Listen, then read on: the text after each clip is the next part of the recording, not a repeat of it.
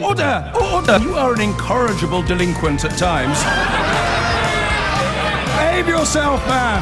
Have we, as a nation, been so successfully groomed by our right-wing media that we can't actually separate too rich from rich? I don't know if you've ever noticed this, but I think it's fair to say, isn't it, that there is a very successful tabloidy, billionaire-funded attempt to conflate rich and too rich. So every time somebody says, I think it's possible to be too rich, which I think is all that the rhetoric of suggesting that billionaires shouldn't exist in a fair society contains, then completely deceitful and dissembling people getting paid a hell of a lot of money by billionaires will put a lot of effort into persuading you that this is an attack on the rich. It's not an attack on the rich. It's a suggestion that it's possible in a fair society to be too rich, which seems to me to positively sing with irresistible logic. But we shall discover later in the programme whether it is possible in a groomed nation, a gaslit nation, doing the bidding at every turn of these unaccountable billionaires to actually contemplate the fact that billionaires shouldn't exist in a fair society. But we begin, because I think we must, with Mr. Farage, the despicable belch of beery flatulence made flesh. And I'm delighted to say that we have very rarely an exclusive interview with Mr. Farage this morning, because everybody wants to know why precisely have you decided not to have an 8th attempt at getting elected into Parliament? Oh, I see. Well, that's very honest of you, Nigel. I suppose perhaps you could explain to people who paid £100 simply to be considered as candidates in your alleged party for the looming election. They all presumed that you would be leading from the front, so to speak, that you'd actually be seeking to get elected yourself, what with setting up a political party and everything. Any message for them this morning?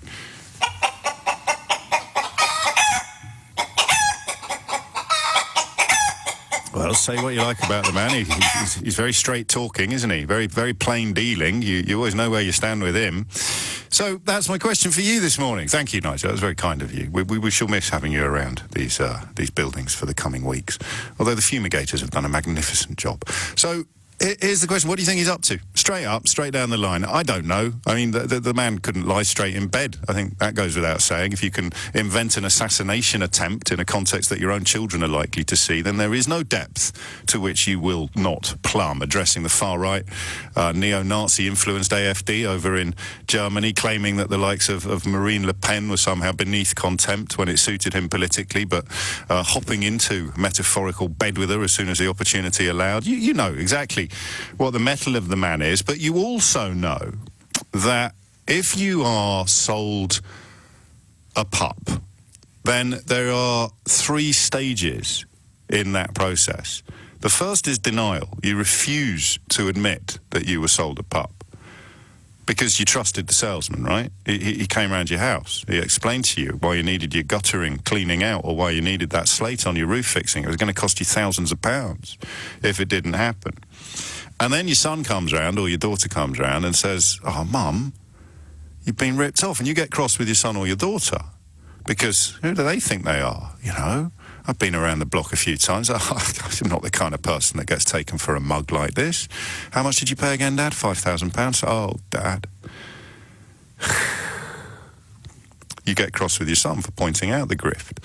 And then stage 3, of course, finally, you get cross with the salesman. You get cross with the person who sold you this pup. And I sense, at 8 minutes after 10 on this chill Monday morning, I sense most people aren't yet ready to get cross with the salesman, even though the evidence that you've been sold a pup is becoming almost impossible to ignore. Part of the reason for that, of course, is that there's a whole bunch of snake oil salesmen queuing up to replace him in your affections. You could move, perhaps, from creepy Uncle Nigel to the mewling pencil Jacob, and still sustain the notion that you didn't buy an empty box. You actually bought sunlit uplands and a glittering future of cake and eating it. Boris Johnson clearly bidding for your affections. And that's what's so fascinating for those of us who, in many ways, saw most of this coming. The idea that Johnson and Farage, or that Farage would have to start accusing Johnson of not being Brexity enough, is something that we described, explained and predicted on this programme some weeks ago. But the notion of not standing in the election, I will confess to you, is one of the few wrinkles of the whole Brexit saga that I didn't actually foresee. I was spending most of my time contemplating the prospect of some form of pact or bribe. He claimed at the weekend that he'd been sounded out about or offered a peerage twice, and yet the more you read into that story, the harder it became to establish precisely who had made this offer. But, you know, Nigel's going to Nige.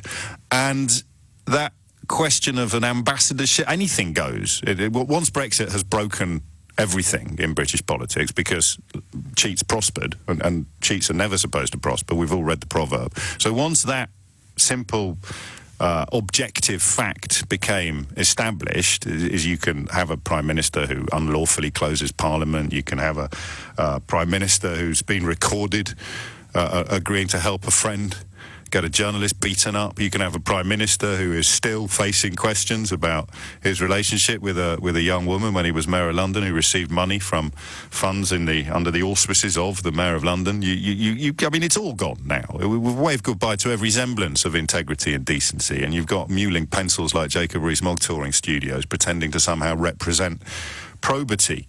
All of that's gone.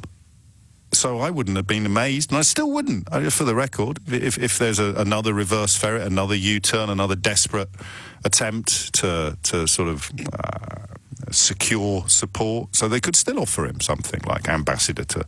I don't know. I just don't know. But I didn't see this coming, which puts me, in the context of Brexit, in a really refreshing, almost unique position. I didn't see it coming. And I don't think anybody did either. Did you? 0345 6060 973 is the number that you need. And what do you think he's up to? I mean, for the record, this is theory, not knowledge, but it is just cowardice. It is simply the knowledge that he wasn't going to win. The amount of money that they've raised, the amount of funding that they have, the ground game that they were boasting about, the machinery that was on display during the European election, the season ticket for Question Time, the show on LBC, the newspaper columns in the... newspaper owned by the owners of the Ritz, which, of course, rail constantly against the excesses of the elites and the unaccountable. And, of course, his long history of being very, very cross with unelected people seeking to influence British politics. And yet here he is, unelected in British politics, seeking to influence British politics. So I just think it's cowardice. And also a desperate desire to stay relevant. You know, this notion that actually... I think for once he's probably right, in the same way that Boris Johnson said that Theresa May's withdrawal agreement was worse than staying in the European Union. That was before he voted for it. That was when he was still voting against it. And then I think he voted for... I forget, it's so hard with Boris Johnson, isn't it? But anyway, I think Johnson was right when he said Theresa May's withdrawal agreement was worse than staying in the European Union. I think Farage is right when he said pretty much the same thing about Boris Johnson. Of course it's worse than staying in the European Union.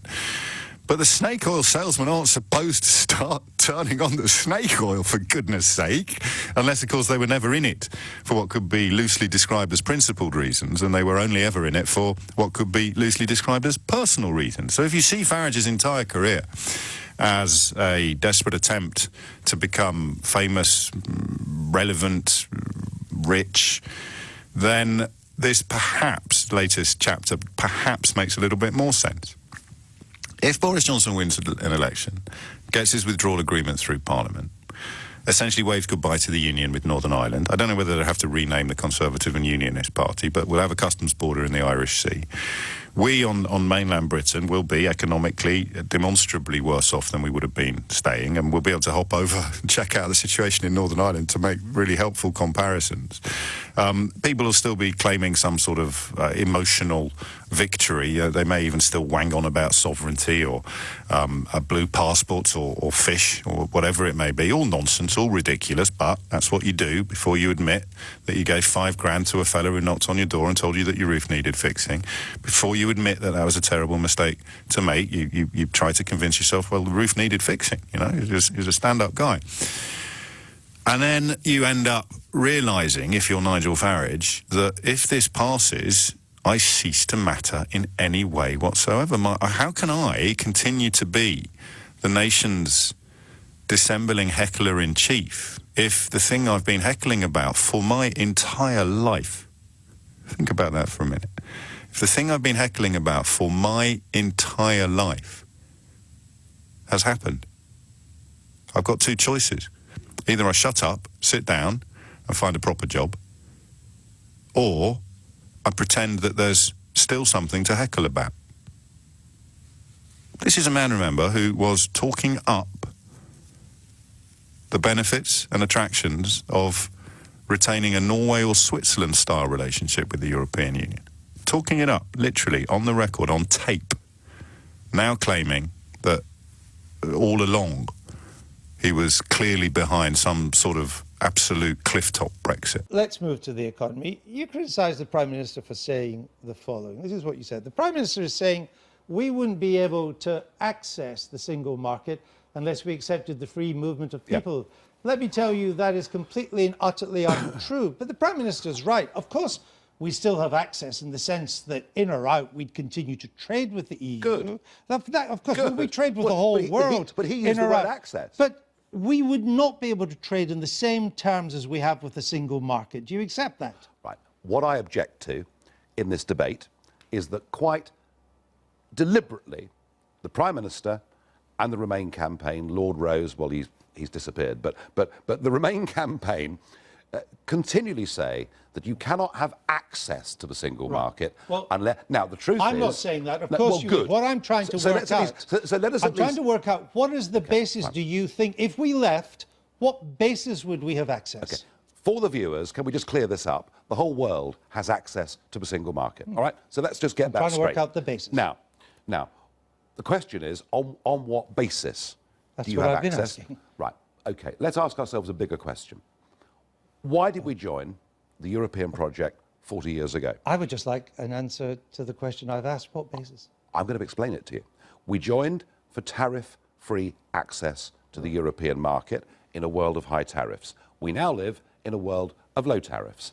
And that cuddly common market has now become a political union where the costs of being part of a single market outweigh any benefit that we get through reduction of tariffs. So, OK, we vote for Brexit, we go into a negotiation. Let us just for the moment assume that the Germans and the French decide they're going to cut off their noses to spite their face with their biggest trading partner in the world, and we go to WTO rules with tariffs. That's the worst case scenario. The Germans and the French decide they're going to cut off their noses to spite their face with their biggest trading partner in the world, and we go to WTO rules with tariffs. That's the worst case scenario. And we go to WTO rules with tariffs. That's the worst case scenario. That's the worst case scenario. All right, well, let's take that scenario. Let's say the worst case. WTO is the World Trade Organization. It overviews, it authorizes the global trade rules. The WTO's own analytical survey said that if we traded on that basis, our businesses, we would face in this country £9 billion more of tariffs on imports coming into this country. £9 billion in higher costs to the British consumer. That's about the same as the net saving from the membership fee if we don't join. Gone in a puff of smoke. Not a penny left for the NHS or all the other things you said you would spend it on. I've given you the worst case scenario, OK? Well, but however, what we could do at the same time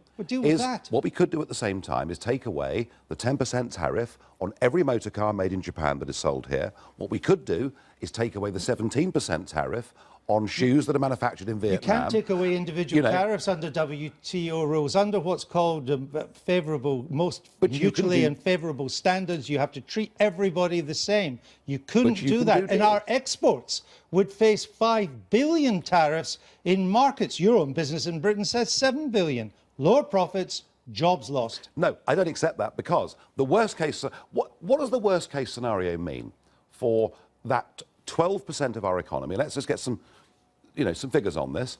88% of the British economy does not export goods or services to the EU, all right? Of the 12% that does, what would, if this worst-case scenario occurred? It would make their products a bit more expensive. Yes. However... £9 billion worth more. However, currency fluctuations every month are bigger even than those tariffs. But here's the point. There is a tariff-free zone that extends from Iceland to Turkey. Sure. Interestingly. So Turkey has a tariff-free deal with the European Union. For goods. Without... Not for services. Well, to be honest with you... 80% of our economy is services. Well, to be honest with you, I worked in the service sector. I saw the single market arrive in 1986, and 30 years... And 30, no, it's not complete. 30 years on... I understand that. 30 years on... We have a vested interest then in staying in to complete... I mean, we could take a decision that we wouldn't put tariffs on any imports if we left the EU. At the moment, we have to put tariffs on non-EU stuff because that's the EU rule. Even if others were slapping tariffs on our exports, we didn't need to. That's what Patrick Minford, an economist for Brexit, or even breakfast, can say. But look what he then says if we do that. This is Patrick Minford. Over time, if we left the EU, it seems likely, on the basis we've been talking about, that we would mostly eliminate manufacturing, but this shouldn't scare us. Well, it scares me, Mr. Farage, doesn't it scare you? Yes, it worries me greatly. But he's your favourite economist. Hang on, he also said, because I went to his full presentation the other day, that we would have the ability to use whatever social means we needed to help support our industries. That's you saving on the membership fee, but you already spent all the membership fee on having to pay these higher tariffs. As I say, the worst case, an extremely unlikely scenario. So what's he up to, in your view? I will give you cowardice, querulousness, a sort of baseness, morally speaking, and a desperation to stay relevant, which, if you are a professional heckler, means you've got to keep throwing tomatoes, even when all the people on the stage are dancing to your tune. That's what's really funny about this, until you remember that it's your own country that's been put through the mangle. What do you think he's doing? Why do you think he's done this? And if you are still in thrall, perhaps, to the despicable belch of beery flatulence made flesh, then how on earth are you twisting yourself into knots to avoid admitting that you have been sold a pup by a charlatan? We are, of course, discussing the decision by Nigel Farage not to fight this general election, not to open up the possibility of being an 8 times loser, which I think has a lovely ring to it. He, of course, has offered a full and frank explanation of his decision, which I'm duty-bound by Ofcom regulations to share with you.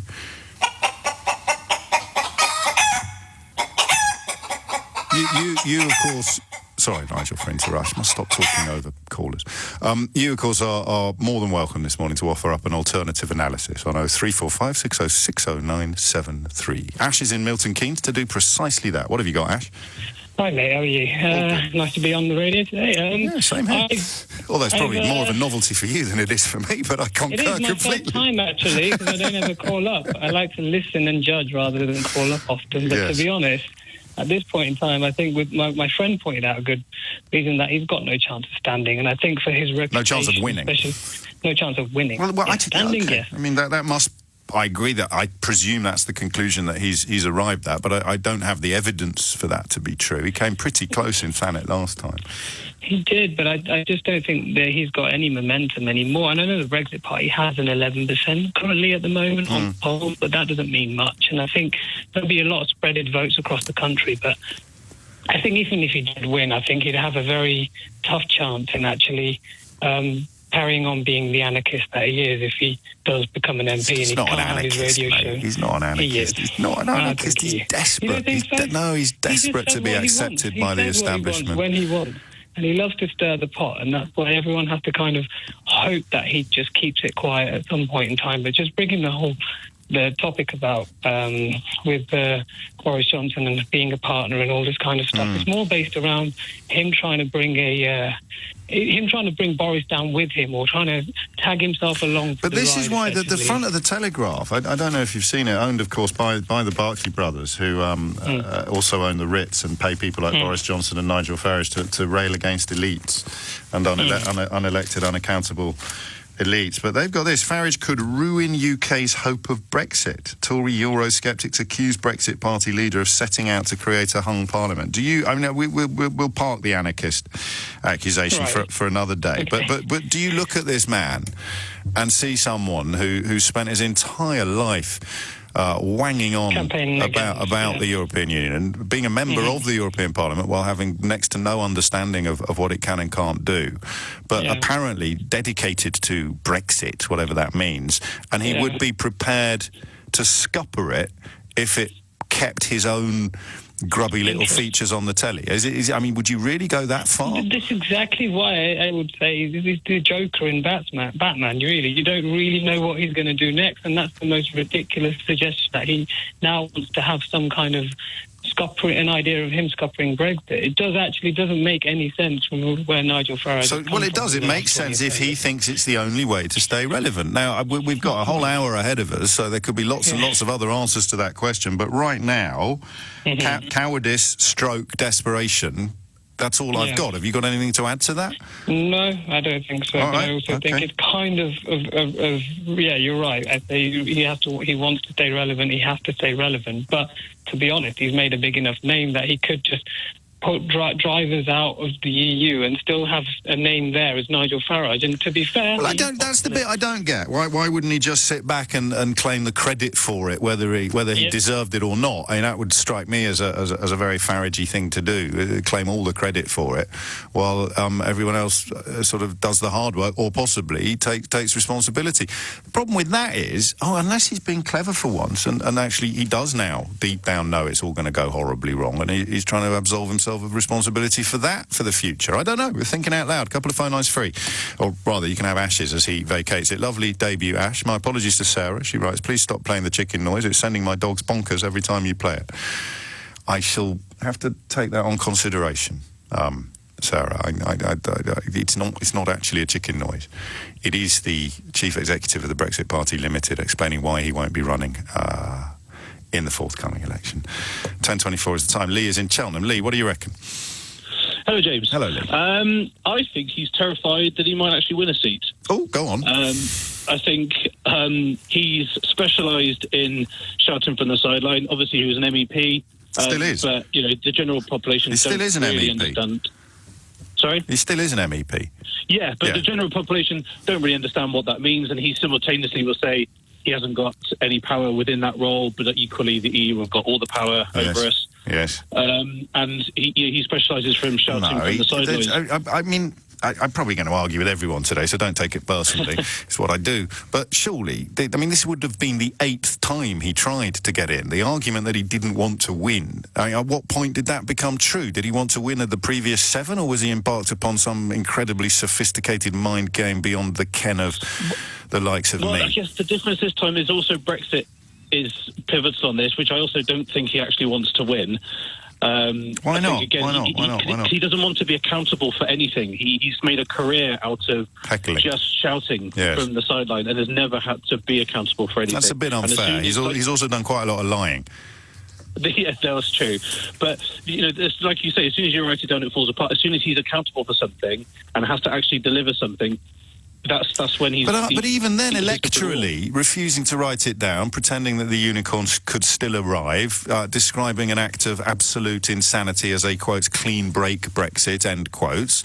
I mean, he's pulled the wool over enough eyes. He's got mugs queuing up behind him still. Does he just feel that there's not enough of them left to carry him over the line? Or the fact, of course, that with Boris Johnson you have a man whose moral and political and personal track record is arguably even more repellent than Farage's. Where do I fit into a political landscape if an adulterous, cheating liar is actually Prime Minister? Where the hell does Nigel fit into that equation? When Theresa May was Prime Minister, there was loads of room, but Boris Johnson is even better at this business than he is. Well, maybe that's part of the problem. Somebody's come along and there's actually a dirtier tricks than him, and he's lost his niche. Yeah, say what you like about Farage. It was his own assassination that he lied about, whereas Johnson, of course, colluded with an old school friend to get a journalist beaten up. He suggests he's rather better at this business than the despicable belch of beery flatulence made flesh. 26 minutes after 10 is the time. So more charitable analyses, perhaps, would be welcome now. As someone who likes Farage, giving me an explanation as to why he's bottled this election that perhaps doesn't portray him as a massive chicken. 0345 6060973. And I mean, I'm having a little bit of fun with this story. We kick into election period proper on Wednesday when we have to start being a lot more grown up about everything. But there are serious questions underpinning my mischief this morning. Key among those serious questions, of course, is whether or not you, as someone who believed Nigel Farage or trusted him or put faith in him, are you ready to get cross with the person who charged you £5,000 to replace a single roof tile yet, or are you still getting cross with the people telling you that you got ripped off? If you're crossing that Rubicon, welcome. You know, I am. What's the name of that fella on the River Styx? I'm the one who you put a coin in my hand and I will sail you over to the other side. 0345 6060973. Mike's in Tooting. Mike, what do you reckon? Oh, good morning, James. Nice to talk to you at long last. Likewise, Michael. Carry on. I've tried several times. No, I think, Farage, I should say, he's a narcissist. He doesn't want to be, as the leader of a party, if he was elected, he'd be forced to stand in a large room with 600 people on all sides of the House, openly deriding him. Yes. He doesn't want any of that. He likes to stand in front of adoring crowds, and he's got his 600 gullible lieutenants who are going to stand for Parliament. What time Aaron Banks has pulled the financial rug from under him. He needs his MEP salary. He can scupper the Conservatives, at least kick the can of Brexit down the road. But this analysis, as long as he can. compelling though it is, I mean, it's built upon a really remarkable suggestion that he actually never really cared about Brexit at all, and it was always all about him. And I'm not ready to perhaps hop onto that bandwagon yet, Mike. No, I don't quite agree with that. No. I think he's changed his mind. I do. I don't think he has. That's to be encouraged. But I don't think he's got as much of that fanatical belief in Brexit as he used to have. What time he needs his MEP salary, and at least there, to their credit, they're reasonably polite to him, and he knows they wouldn't be in Parliament. Well, maybe. I mean, Rees-Mogg's always talking about how much I admire Nigel Farage. So, there's one or two people in the House of Commons that are giving the time of day. Yeah, one or two, but not many, on any side of the House. So you think that he's not so much bottled it as he didn't want to win. I mean, I don't agree with this at all, but it's very jolly. The idea that he's not running because he was worried about winning. Well, I don't think that he is really, now that he's faced with the reality of actually coming out of the European Union and what that looks like. He himself says this is the worst deal ever. It's worse than Theresa May's, I think he says. And he would be held large or in great part responsible for that because he is. We can't have it both ways, can he? I mean, I don't necessarily. I think the clinchers were Gove actually and Johnson, but there's no way it would have happened without him. So you can't be Mr. Brexit. You can't claim the credit for the vote back in June and not also bear responsibility for what happened since, unless you do this. I mean, that's where Mike plays a blinder. Actually, how can you possibly claim credit for winning the referendum but seek to disown the result? Answer. Well, just do what Nigel's doing. Thank you, Mike. Lovely debut. I look forward to your second appearance. I didn't catch... I don't get to listen to much of Nick's show, especially now that I come in on the train to work. Greta Thunberg. But the rugby, oh boy. I went to the pub to watch the rugby at 10 to 9 in the morning because I was outnumbered at home by people who couldn't give a hoot about it. Despite the best efforts of my youngest to pretend that she cared because she's loyal and sweet. And she loves other sports, but not. This just wasn't going to wash at all. So I went to the pub.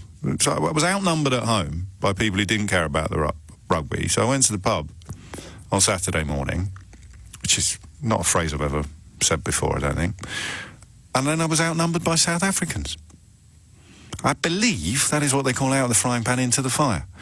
And it was a very dispiriting game. First half was... a war of attrition, really, that we lost. And the second half, it was a question of who was going to buckle first, and it was us. That final try, that little lad on the South African wing, whoa! Is he the one that they told was too small to play Test rugby, and he was just so fast and so tricky that he confounded all the critics. And then the interview after the game with the South African captain, who was asked about whether he'd ever dreamt of this kind of moment when he was a young lad growing up, and who I don't think those of us who I've never been to South Africa, and of course everyone I know who has went on holiday to a resort or a gated community or something, but the poverty that still exists in parts of that country, because he replied by saying, when I was a kid, I was just worrying about where my next meal was going to come from. Whoa. It was an astonishing weekend of sport, culminating, of course, in Lewis Hamilton securing his 6th world title in the Grand Prix, which, again, I'm not one of those people who always looks for the negative, even in a positive, but I thought there might be ticker tapes. I thought there'd be more. I know the back pages of the newspaper have gone mad for this. Do we wait for the end of the season before we get an open top bus parade through London? I'll drive, Lewis, if you want, mate. That'd be an education for you. Or is it because it's not on normal telly anymore? I'm a bit behind the curve on this one. A little bit out of date, old-fashioned. I think it still matters. I thought it mattered with the Cricket World Cup as well. If it's not on normal telly, it doesn't quite, even though most people have got subscriptions and boxes and what have you. It just doesn't, I don't know. Anyway, I just wanted to congratulate Lewis Hamilton. If anyone listening happens to know him, please pass on our love and congratulations on what is, by all accounts, an absolutely astonishing achievement. Two standout sportsmen, British sportsmen of our generation, Andy Murray and Lewis Hamilton, by a country mile, I would say. Let's just hope Andy Murray he rediscovered his winning ways last week, beat Stan Wawrinka in the final of a reputable tournament. But if he can get another Grand Slam in the bag, could you imagine the excitement? Anyway, I digress, because politics is actually more interesting than sport at the moment, which isn't something you can say very often. And we're just looking at Nigel Farage's decision not to run the risk of being an 8-time loser in elections, sets up a company, takes £100 off potentially thousands of people simply for the privilege of being considered for candidacy. They all apply, presumably in the belief that he would be leading the election campaign from the front, seeking to win a seat for the 8th time. And then, lo and behold, off he trots. Could he possibly be doing the secret bidding of the Conservative Party? I mean, is there some sort of epic mind game in play here that either the Daily Telegraph hasn't spotted or is somehow colluding with when they run the front page, splash, Farage could ruin UK's hope of Brexit? I don't know. Maybe we're overcomplicating things. A man who can make up an assassination attempt, despite the fact that his own children would see it, is probably not someone that the rest of us can morally analyse in any way, because we couldn't quite conceive of ever stooping so low. Or can you? Maybe you've got a slightly more positive analysis. You bought the snake oil off him, now he's legged it. Do you still want the snake oil? Mark's in Horsham. Mark, what do you reckon? I will still vote for Nigel and the Brexit Party, even if he doesn't run, but I would prefer him to run. Right. MP. Yes. And would you like me to clean your guttering for £25,000? I still think, I think one of the reasons he may not be running is because, say, they only got 10 MPs. Mate, they weren't going to get any MPs. They're not going to get any MPs. He won't have as much say as he would do as leading in Europe. But he can do both, Mark. I hate it when this happens. I have to point out simple facts to you, and you've rung up to express support for a man who doesn't tell you the truth. He can be both. Could be an MEP and an MP. And then if Brexit happens under Boris Johnson's deal, he won't be in the European Parliament anymore. So just talk me through how that would give him more power than being in Westminster. No, I mean, I personally would prefer him to run for MEP, and I don't know the reason why. But mate, we're leaving the European Union. He's already an MEP, Mark. Sorry, I didn't mean that. I meant an MP. Yeah. Sorry. Okay. So I personally believe. Well, you just said that you thought that he wasn't running to be an MP because he'd have more power by being an ex-MEP. Well, and I'm you just are saying, if still they only wanting got 10 Brexit. seats, if they only had 10 seats in Parliament, which is quite possible, I'm being a realist here as well. You're not, mate. You're being a fantasist. They're not going to get any. I knew it was risky rigging you. It's not risky, Mark. I'm here to help, mate. There's a few little massive errors there that you've been labouring under for a few years now, but you've only been on the radio for 2 minutes and already... We've got a different view. No, these aren't views. These aren't views. He is an MEP. After Brexit, he can't be. That's just a fact. You voted for him not to be an MEP anymore when you voted for Brexit, Mark. Well, what I'm saying is I believe in a clean, straight get out. There's no such thing, Mark. I don't like Boris's deal. I'm normally a Conservative. There's no such thing as a clean, straight get out. I don't like Boris. I'm just telling you, I don't like Boris's Why deal not, Mark? Because I think it still ties us in. And in what Nigel way? is correct on that. No, it ties us in military, which I'm very concerned about. No, it doesn't.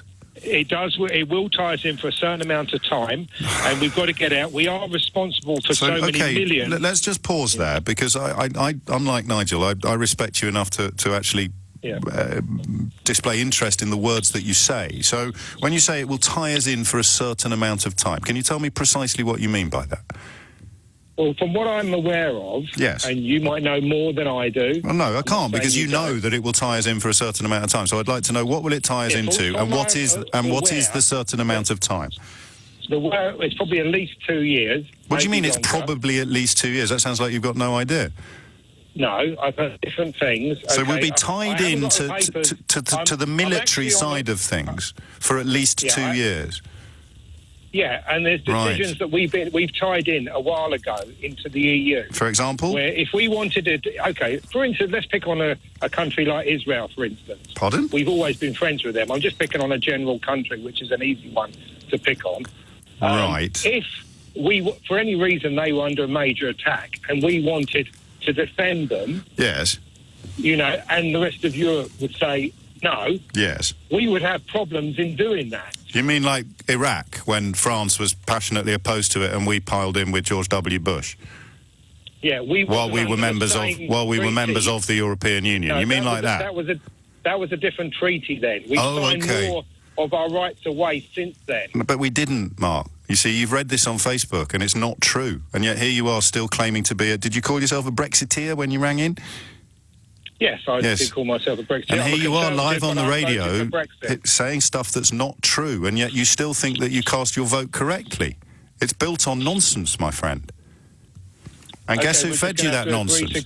No, we're not going to agree to disagree. There is absolutely nothing in the claim that there are new treaty obligations kicking in 2020 or 2022 that would prevent us from offering military support that other EU allies didn't want to cooperate with. It's not a view, it's not an opinion, it's not an agree to disagree. You have believed lies and cast your vote as a result of those lies, and yet for psychological reasons you still support the way you voted, despite the fact that your reasons for doing it were all false, mate.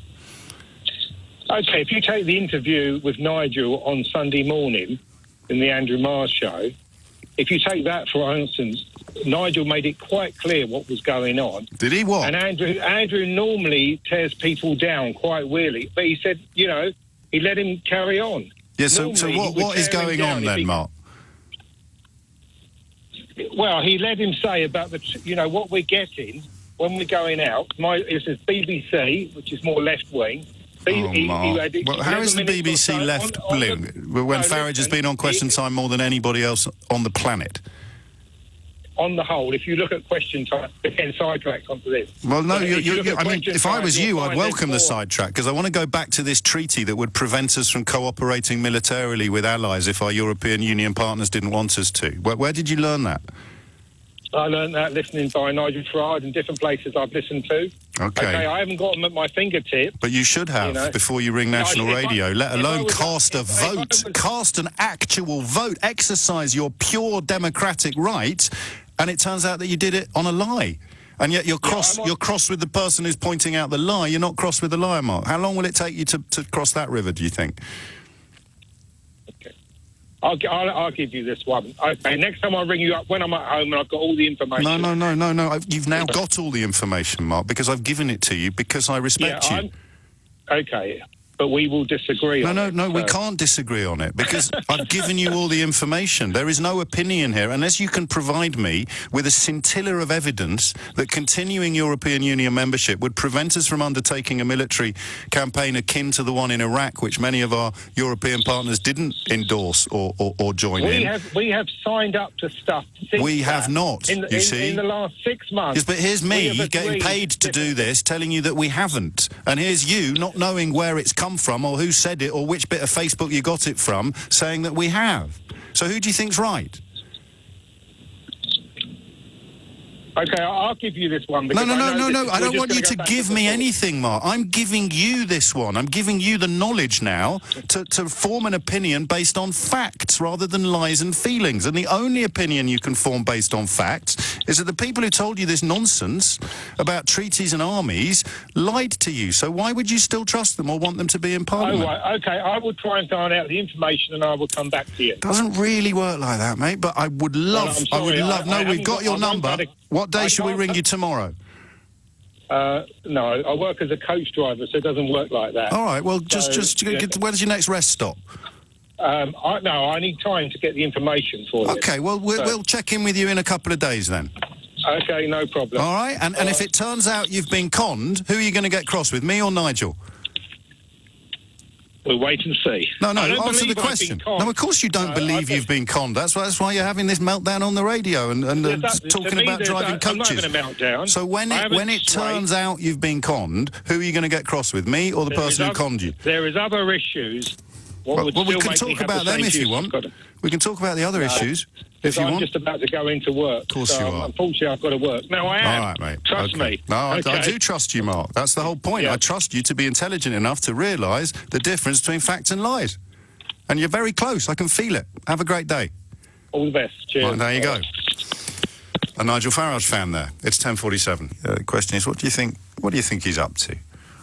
The old Chancellor, the despicable belch of beery flatulence made flesh. Your friend and mine, Nigel Farage. What's he up to?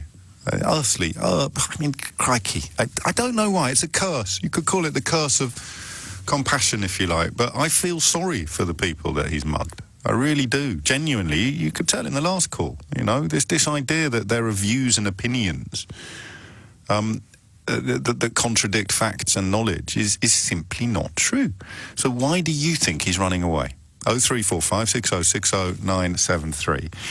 And if he is a massive coward, if he is a dissembling charlatan, if he is a snake oil salesman, if it turns out I was right all along and you were misled by him, what would it take for you to get cross with him instead of getting cross with me for pointing out what has now turned out to be true? Or is there something else going on? I mean, that's the other possibility. Goodness knows, I'm far too quick to congratulate myself on perspicacity and sagacity. But on this occasion, I mean, maybe there is something going on that we can't see. 0345 6060 973 is the number you need to call to tell me. Andy's in Morden. Andy, what's going on?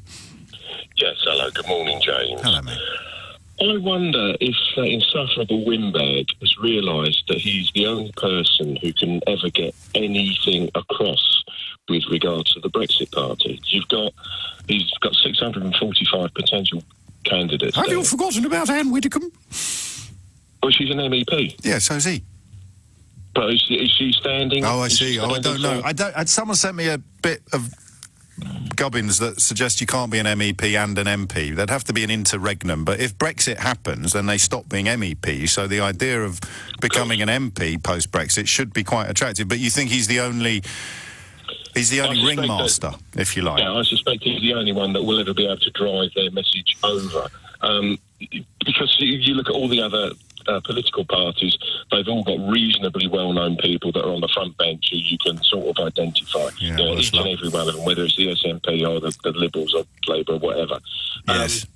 So, he's going to end up being sort of Mr. Brexit Party for every hobbledehoy out there that's going to be part of the gang that's going to try and get into Parliament. But why would not running for Parliament enhance his ability to lead people trying to get into Parliament? Well, because it means that you can be all over the other 645 constituencies all at once. Well, he could do that and lose in his own one. Yeah, absolutely. Or win in his own one. The idea that Boris Johnson would be a better leader of the Conservative election campaign if he wasn't standing in Uxbridge is, forgive me, my friend, a bit bonkers, isn't it? Or not? Well, I know this is what he says, isn't it? His argument is blah, blah, blah, blah, or something. But that would mean that he thinks Jeremy Corbyn would have a better chance of becoming Prime Minister if he wasn't running in Islington or something. I mean, it's just nuts, mate, isn't it? Unless I'm missing something.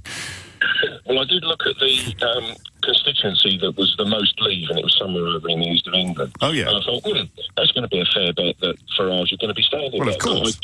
I was wrong. Well, if they, my feeling, and it is only a feeling, is that if they thought they had a prayer anywhere, he'd be there. He'd be in like Flynn. Yeah, he'd be all over the place there. You know, he would be there all over it. And it's interesting, your previous caller that you took down so succinctly... No, I didn't take him down. I gave him knowledge that he arrived on the programme lacking because he's been listening to the wrong people. I don't like the language of dismantling. God knows what they'll call it when it goes viral later, but I didn't take him down. Had he listened to your colleague, Mr. Rees-Mogg, earlier on, the point was brought up that was exactly the same that Mr. Rees-Mogg agreed with entirely. They've been entirely opposed to what you said. It'd be interesting. You listen to the tapes. I will do. I'm not going to pass any judgment at all until I have done. Although, of course, I do remember Rees-Mogg appearing on this programme insisting that the solution to the problem of the British border in Ireland was a curious combination of a red herring and also very, very simple. And there he was on with Nick this morning, but I did hear saying the precise opposite. But hey, you trust him. You trust him. Thank you, Andy. David is in Colchester. What's he up to, David? Good morning, James. Hello, David. Let's be kind and say that always. Mr. Farage... Always. Yes, he's a man of some intelligence. Okay. You said kind. All right, no, carry on. That's all right. Okay, we'll allow that. So he, because bearing in mind, I think his 8 previous attempts have gained less votes. Seven. For God's sake, that's typical MSM. You come on here and accuse him of having failed 8 times to get into Parliament when everybody knows he's only failed 7, including the time he got beaten by a man dressed as a dolphin. Me bad. Okay, the 7 previous attempts. Yes. I think he got less votes than Diane Abbott's majority. I might be right on that. Might be wrong. Yeah, but that's got as much to do with the constituency in which Diane Abbott stands as it has with any sort of more substantive comparison. Like most of the people this morning, not Mark and the previous one, I think he's got a chance of getting in this time. And if he does that, okay, he knows that when the whole thing falls to pieces and it's a right mess, he will be part of the establishment. And he can't chat himself, can he? So he needs to be detached from that so he can have his little LBC show, which he might still have now when TV's not standing. No, it's not. It's gone until at least after the general election. But he can stand on the side. I hope I'm allowed to tell you that. You might have just gotten into enormous amounts of trouble there, David. You're a fifth columnist creeping onto this programme. But no, of course it's not. Carry on. Yeah, so... I believe that he knows, like you do and I do, most reasonable people, that it's not going to turn out well whatever happens in Boris Johnson's deal or no deal, which is still on the cards. And if he's part of the 650 people in Parliament, he will be seen as one of them. He can't shout from the sides. So staying outside of it, he can still do his... I know, I get this, and you're right. It is a popular, unexpectedly popular strand of suggestion this morning, but I'm not going to buy it because he'd be much more... He'd love to be an MP, absolutely love to. And if Brexit goes belly up, of course there's going to be people on the Remain side of the House of Commons who aren't going to get the blame for it. They'll be lobbing rotten tomatoes at the whole sorry mess. And he can carry on doing what he's spent his whole career doing, which is saying, I've got a brilliant plan, but it goes to a different school. He could, and he's got more prominence in Parliament. I'm not having the idea that he didn't want to be an MP. If he thought he had a cat in hell's chance of getting into the House of Commons, he'd be there. But he doesn't, so he's legged it. Sorry, James, on Saturday you felt outnumbered by South African supporters. Yes, I did. I think you're a bit outnumbered this morning. You might be outnumbered, but it doesn't mean I'm going to stop supporting England, David, does it? Well, it's hard work for him. Most MPs work very hard. And Nigel Farage doesn't work very hard. Yes. So there's lots of reasons, and he's thinking, oh, Christ, I might actually do it this time. Yeah, well, I mean, you're right. It is. I mean, to be fair, I don't know that the calls we've taken are necessarily representative of the broader truth. I think we were just seeking to avoid people ringing in to agree completely with me that he's a massive chicken. And no one's agreed with you this morning, have they? No, but especially Mark. So watch this space. We shall have to wait and see. He's such a snake that you just don't know where he's going to slither next. And you'll be dreaming of a seat in the Lords or ambassador to Washington or of course a seat in the House of Commons. But obviously the calculations that they've done is such that he doesn't think it's even possible. He'd have looked at all those seats, as David said, the ones in the east of England or down where. I mean, but why not a big fishing port? They must be really big fans of Nigel's, mustn't they? What's that song? That's kind of what we're doing. Should we do that? We'll do a few more calls on this and then making plans for Nigel. But we won't do that because it's too close to home. So what do you think he's up to? Is this doughty defender of democracy who now seeks to lead Political Party Limited despite not actually seeking to be elected himself? Oh, boy. And the more I look into this story, the more I think it is emblematic of a changing society. The McDonald's Chief Executive Officer, Steve Easterbrook, who happens to be British, which I think is why the story gets a little more coverage than you might expect, has left the fast food giant after violating company policy by engaging in a consensual relationship with an employee. Now, I presumed that there was some sort of moral dimension to this and that one of them must be married or that it was an affair in the illicit sense of the word. But no, they're both free to get off with whoever they want. That's a phrase I haven't used for about 20 years. Do you forget that? It's not quite a mental break. I mean, kiss or could I just get off with? I'd nearly said jump into bed with, but I don't know that actually. I mean, anyway, I digress slightly. The thinking behind it is something that as a 47-year-old man, I wasn't familiar with in the workplace. I met my wife at work, and I was on paper senior to her, but only on paper, not for long. So we may have a little look at that story later. I'm also drawn to as always, the state of the British High Street. Nothing but sympathy and love for the 2,500 people who woke up this morning to discover that their jobs are at risk. And this is the news that Mothercare has had to or will have to call in administrators.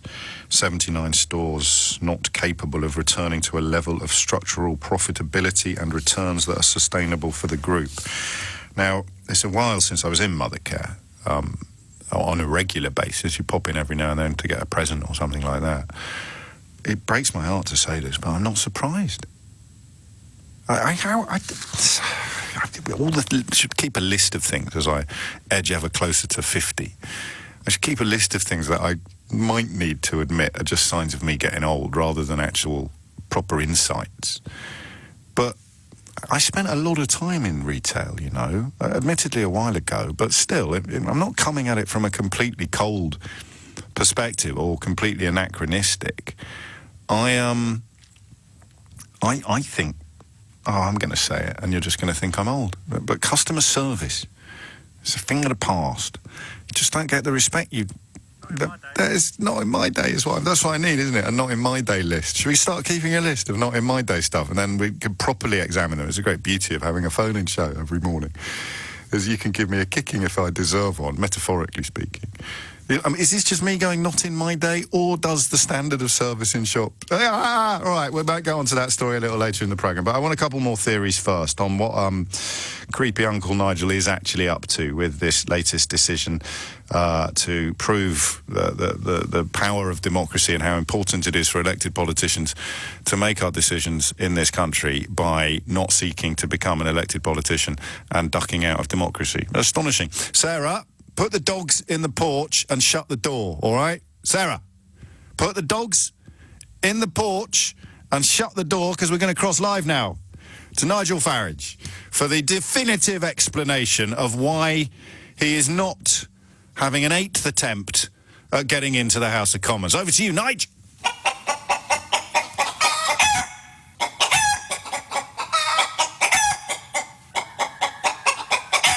Ah. 7 minutes after 11 is the time. Dickie is in Windsor. Dickie, what do you think he's up to? Good morning, James. Hello. Lovely to talk to you. Likewise. I feel I spent the last 2 years shouting at you on the radio, metaphorically speaking. Shouting, I love you. Well, it's very kind of you to say, and I love your passion for it. Carry on. You've nearly had me a couple of times. Nearly had not you. No, not biblically, obviously. Yes. You've nearly had me over to your side, but it's about Farage. Yes. I mean, come on. Can you picture the scene? He gets elected.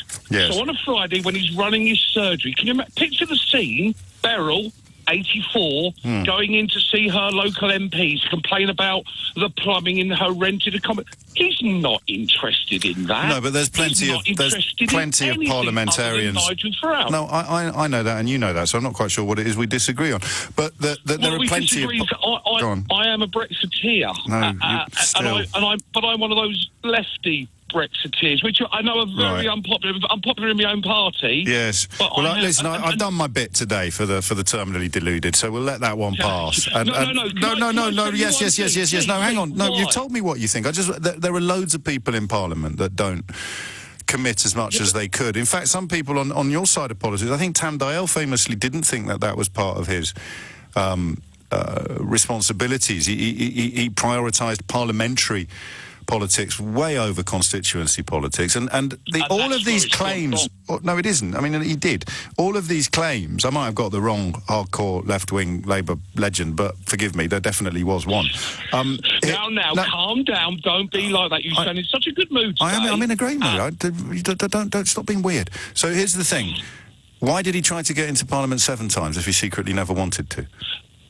Well, no, because he knew he would never get in. Now he thinks, I've actually got a genuinely good chance of getting in. And I'm completely at odds. This is completely at odds with all the polling. To do actual work. Mate, if he thought he was going to win, what they took legal action last time he lost.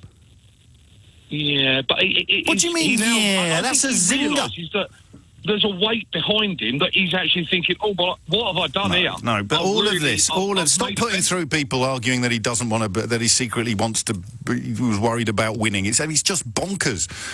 He tried to go to court last time he lost. The idea that he secretly never wanted to be an MP at all is just absolutely absurd. 10 minutes after 11 is the time. Dickie, good luck to you. Amy is in Dulwich. Amy, what would you like to say? Hello. Well, okay, admittedly, I have to say I am not up on politics to the degree I used to be, but what happened? I have to say, I had a baby and now I have a business. So I have a baby and a business and a fiancé. Arguably, you should be caring more about politics than ever before, but there we are. This is true, but time, is money. But anyway, I have spoken to several people about why, and one of these people was actually Nigel Farage on LBC, about specifically what laws, and actually specifically what laws they have issues with and what laws they want to bring in, and nobody can tell me one. You've stolen my act. That is literally my issue. Stop making it sound so easy. I built an entire career on doing that. Because I don't know enough about and it. A book. But the thing is, people talk about this principle of sovereignty, fine. But, if you can't actually improve anything by having that sovereignty and by making and litigating and creating policy, then what on earth is the point of him? I mean, to me, he's the sort of person that goes into a pub and people gather around and go, yeah. But then he just doesn't follow through. He's all mouth and no trousers. I've known many men like him in my life. And, it's a bit early in the day for too much of your memoirs. But you haven't answered my question, really, in terms of you're preaching to the choir when it comes to the failure of any of these people to actually account for their decision with something other than bleating about fish or blue passports and, as you point out, sovereignty. But why has he legged it now? Why has he bottled it now? That's what he always does. But he stood 7 times. Pardon? What was that, sorry? 7 times he stood. He desperately wants to be an MP. If he thought he had a chance, he'd run. I know, and that's what baffles me. And I think he's actually scared because he doesn't have any actual real ideas to put forward. But he never did, and he stood 7 times. Why? What is it? I mean, one of us is being impenetrable here. It's either me or it's almost all of my callers today. If he secretly was worried about winning, why did he try to win 7 times? Because he's drunk. He loves the concept of power, like Bojo. But when they get there, they sort of don't really know what to do. Well, I think most of the people. Do you know what our problem is? You're cursed. You're cursed with presuming that people have rational reasons for doing things, that they're motivated by good sense. You're not being venal enough. You need to understand the enemy. You need to become the enemy. So you become completely venal, self-serving, dishonest. You make up death threats. You hang out with Nazis. You do all sorts, and then you answer the question why you do, and the answer then becomes quite clear. And the answer is, I'm a massive coward. Yes, I told you. I think he's a massive coward. Oh, we got there in the end. When it comes to facing the crowd, he's just a big old wimp, and he's good at tooting his horn. He cut me off. I asked him. I said, outrageous. Please tell me one. Outrageous. I would never do that to you, Amy. It's 11:13. Robin is in Whitehaven. Robin, what would you like to say? Hello, James. I'd like to think. Well, I'm only thinking: is there when you become an MP? you have to declare your interests, and I'm assuming you do, similar to a councillor, you have to declare... Yeah, I think you have to do that as an MEP. At one point he was having to pay back part of his salary after some financial business. I forget precisely the details.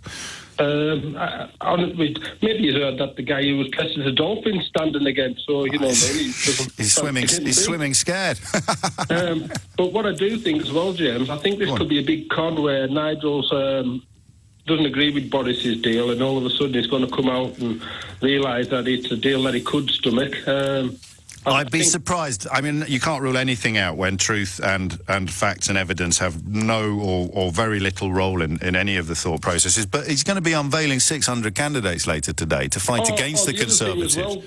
James, the other thing as well, maybe Nigel realises that the Brexit Party has no longevity, so if he was elected as an MP, where would he be in 3-4 years' time when the Brexit Party have nothing? Well, he'd still be in the House of Commons, is the short answer, unless there was another general election. And I mean, you know, he usually waits until it's fallen apart before he runs away, like he did with UKIP, you see. But on this occasion, it hasn't fallen apart yet. He's still got all the money off the people who gave him £100 just to be considered for candidate selection. How did they get rid of him as leader, by the way, if they wanted to, if they felt let down by what he's done? Do you know? No, I have a clue. I don't think Nigel knows. I asked Theo Osherwood to look into this before he ran for the hills like a great big cowardy custard. But presumably, if I'd paid £100 to be a candidate, I thought Nigel was the absolute boy. Here I am on the candidate list. Woohoo! I'm standing in Whitehaven. I'm going to be a Brexit Party What? The leader isn't. The leader isn't. How do we get rid of him? That's what I'd want to know, Robin. Politics has gone crazy, James. Politics has gone crazy. Bring back the days of dullness. John Major, all is forgiven. The Cones hotline. 11:15 is the time. Farage's entire shtick, writes Corpsey, one of my longest-serving correspondents. I think he was sending me... Weren't you, Corpsey, sending me messages before Twitter was invented? I used to get your emails. Anyway, Farage's entire shtick is, you don't want to do it like that. If he has any responsibility for Brexit, he would lose everything. I kind of get that up to a point, but then what will Johnson and Rees-Mogg be doing? Well, they won't care because they're members of the Tory establishment, you see, so they're going to be fine whatever happens. Whereas Farage has always lived his life with his little grubby face pressed up against the sweet shop window, pretending to hate the sweet shop while desperately begging for them to let him in. If only why couldn't they have given him a seat 30 years ago, like Mark Francois or someone like that, and just sort of kept him at arm's length? 19 minutes after 11. Anyway, it's too late now. He's legged it. Why? Why do you think Nigel Farage has bottled attempt number 8 to become a member of Parliament, member of the British Parliament, which, of course, he is supposed to really value, as opposed to the European Parliament, which he routinely derides in ludicrously contrived clips designed entirely for his social media account. Dan is in Sevenoaks. Dan, what's going on? Hello, James. Hello, Dan. Little Nigel Farage and his sudden lack of desire to put himself under the scrutiny of the electorate. Yes. I think we're in danger of analysing this too much. Yeah, probably. I think this comes down to money. Moolah. Follow the money. Show me the money, Jerry. Do you remember a couple of years ago he was complaining about he was skint, got too many children to support and all that? No, I don't think he said he had too many children to support, but he was always complaining. He's all, pour me a drink. Well, I think the last couple of years, being Nigel Farage has become quite lucrative. Yes, and possibly. If you look at his company, Thorn in the Side Limited, in the last couple of years, it's suddenly a trajectory of growth has really gone up. Well, that's probably our fault, mate, isn't it? We've been paying him to present radio programs. He got a gig with Fox. He gets columns to write those powerful anti-elite pieces he writes for the owners of the Ritz in the Daily Telegraph. He could do all of that and still be an MP. Oh, he can. Well, you say that, but suddenly some of the other callers have alluded to 79 grand a year as an MP, and he's suddenly going to have to turn up for things. He's going to have to do some work. He gets 93 grand a year being an MEP, and he does bugger all. I think suddenly in a situation where he's an MP, as attractive as it is for him to stand up in that House of Parliament, I think he loves the idea of the prestige of that. But the bottom line is he is making some cash, and I would like to see a good investigative journalist do some digging on Thorn in My Side. Well, there won't be anything, nothing in... all right, I mean, I understand what you're saying, and I also happen to understand what you're not saying, but you know, you've got incredibly wealthy MPs in the House of Commons who continue to earn, staggering sums of cash from doing outside work, whether it's as a barrister or whether they continue to run businesses or whether they simply have dividend payments coming from investment funds that they set up back in the day, the kind of thing that have opened up offices in Dublin or opened up funds in Dublin because they're so worried about Brexit while voting for Brexit in the House of Commons. Those sort of chances. I don't buy the idea that being an MP would limit his earning potential, which is what you're suggesting. And we can only discuss stuff that is, on the up and up, on the straight and narrow. Yes, and that's a very valid point. I think he's more likely to leg it to America sooner rather than later. I think there's a lot of money for him to be made in the States, and I think that on the far right speaking circuit, as it were, or the alt right, whatever they're calling it this week. Yeah, you can pick up quite a bit of money on that. But that would mean his entire life's work was built on a lie. He didn't actually give a monkeys about what happened to Britain because after Brexit he would leave it. That surely not. That would be. I mean, even by his standards, that would be hypocrisy and sort of moral debasement on an industrial scale. That would be outrageous. It would be unbelievable. To leave everybody here who believed him to suck up Brexit while he swans around Florida playing golf with Donald Trump. I think, as I say, being Nigel Farage is become lucrative the last couple of years, and I think around the corner it's going to become even more lucrative. And the last thing he wants is Brexit to happen because that buys him another couple of years at the very least of a lucrative Nigel Farage Limited. Maybe. I think there's a lot of money to be made in the next couple of years, and I think he's got some buddies, one particular buddy in the States that can make it really happen for him. This is an opportunity for him, and the last thing he wants is to get bogged down. There's a bit to unravel there. There's a slight contradiction in the notion of he'd be making. I mean, if he doesn't want to be an MP so that he can move to America and make some cash, that works, but I don't know that the money he's currently earning here would constitute a reason for not wanting to be an MP. I know that's not necessarily the point you were making, but I think people listening might have thought you were. That seems to me to be... I mean, if you were to work on what is the most hypocritical thing he could do, the answer would be to leave Britain after Brexit, to have inflicted it upon everybody else, and then to run for the hills when it's actually happened. So working on the principle that with Nigel Farage, generally the least honourable thing is the path he will take. Just imagine the most dishonourable way in which he could behave, and that's how he will behave. Then Dan's probably onto something there, and we've got to almost 11:30 without mentioning America. I mean, how much front would you have to spend your life campaigning for something to happen to your home country and then to leave your home country after it had happened? You'd need more front than Margate, wouldn't you? Or Thanet. 0345 6060973 is the number you need if you want to, I don't know, what's the word I want? Redress the balance before past when we'll be moving on to something else. Jules is in Sheffield. Jules, what do you reckon? Oh, hi, James. I think he would have I think the reason he has not stood is that he can quite happily get his minions to sort of take the flak for him. The reason I say this is they've already begun leafleting around your way. That is in my area. Yeah, but they didn't know he wasn't going to stand when they sent those to the printer. I'll tell you that for nothing. Well, how prominent is he on the leafleting? Well, he's one side of it. There you go. He's one side. The other. Vote for us and our leader who doesn't even want to be an MP. Do me a favour, Jules. Well, mate, I think that it's possible. Yeah, I mean, they're sort of...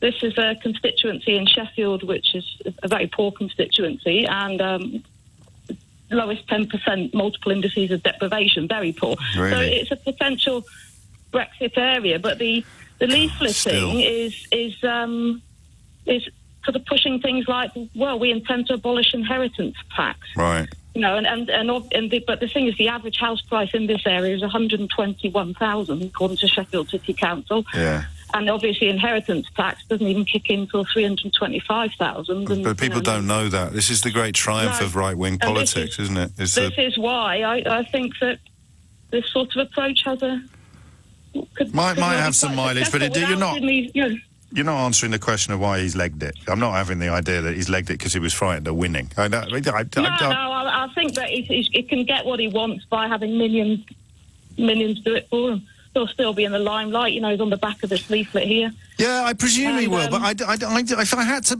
make a bet after an hour and a half of very careful and mature consideration of what possibly possessed Nigel Farage to turn into an enormous chicken. I've heard some of the careful and mature consideration. I'm glad you appreciate it, Jules. I'm glad you appreciate it. I definitely do.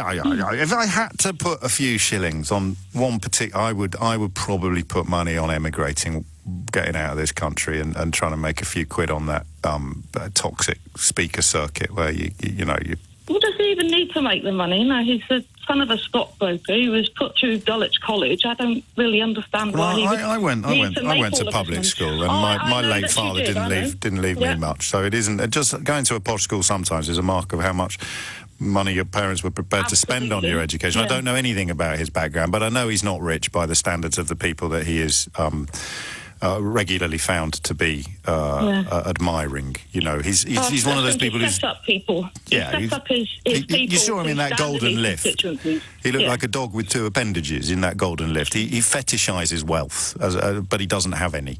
I don't know whether he, whether that changes, but the kind of money you can make on that speaker circuit is significant by any standards. So that probably, in conclusion, not quite in conclusion, we will hear just briefly from Nigel again before we move on to other territory. But in conclusion, I think probably you're looking at his, well, he putting himself ahead of country, party, or indeed all the people that paid £100 to be considered for candidacy in his so-called business. I mean party. Anyway, last word on this to Nigel. Why are you not running for the 8th time to be an MP, mate? Just for anyone who missed it.